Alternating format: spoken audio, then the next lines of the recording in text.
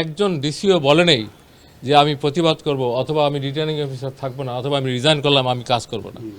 They all were with the কনাইনেন। বিগত 3 বিতর্কিত সংসদ নির্বাচনত দায়িত্বে থাকেন সাবেক জেলা প্রশাসকলের মধ্যে যারা চৌরির বয়স 25 বছর হই তারা বাধ্যতামূলক অবসর দিবে সিদ্ধান্ত লই সরকার এবং বাগিওয়ালারে বিশেষ ভারপ্রাপ্ত কর্মকর্তা অর্থাৎ ওএসডি গরিবের সিদ্ধান্ত লওয়া হই। তার মধ্যে চৌরির বয়স ইতিমধ্যে 25 বছর হইনে 22 জন সাবেক ডিসিডি আজিয়ে বৃহস্পতিবার বাধ্যতামূলক অবসরত পাঠানো হয়।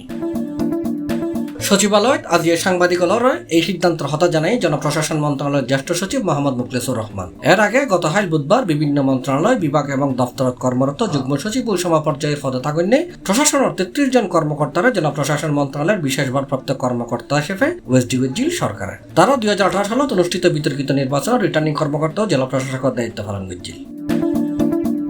জনপ্রশাসন মন্ত্রণালয়ের জ্যেষ্ঠ সচিব মোহাম্মদ মুখলেসুর রহমানের হই সম্প্রতি জনপ্রশাসন সংক্রান্ত কমিটি হই এটা 4 জন উপদেষ্টা আছে। এই কমিটির মন্ত্রী পরিষদ সচিব আছে আর তিনি নিজে সচিবিক দায়িত্বে আছেন জনপ্রশাসন মন্ত্রণালয়ের জ্যেষ্ঠ সচিব হিসেবে। মুখলেসুর রহমানের হই এই কমিটি হকবর সিদ্ধান্ত লই 2014, 18 এবং 24 সালের বিতর্কিত নির্বাচনে যারা রিটার্নিং কর্মকর্তা আছিল তারা নেতিবাচক ভূমিকা রেখে তার মধ্যে ইতিমধ্যে 43 জনের ওএসডি করাই যারা ওএসডি করাই তারার চৌরির বয়স 25 বছরের কম আর যারা চৌরির বয়স 25 বছরের বেশি তারা বাধ্যতামূলক অবসর দেওয়া হয়। আজ এরকম 22 জন সাবেক ডিসিরই বাধ্যতামূলক অবসর দিবার আদেশ জারি করা হয়। তিনি আরো হয়ে সাবেক ডিসিএলর বাইরে অন্য কর্মকর্তার বিষয়ে করা এক প্রশ্নের জবাবে জনপ্রশাসন মন্ত্রণালয়ের জ্যেষ্ঠ সচিব হই যারার নামে দুর্নীতি আছে যারা আইনের বাইরে গেলে অতিরঞ্জন হাজগুজি তারা চাকরিবিধি অনুযায়ী সাজা পায়।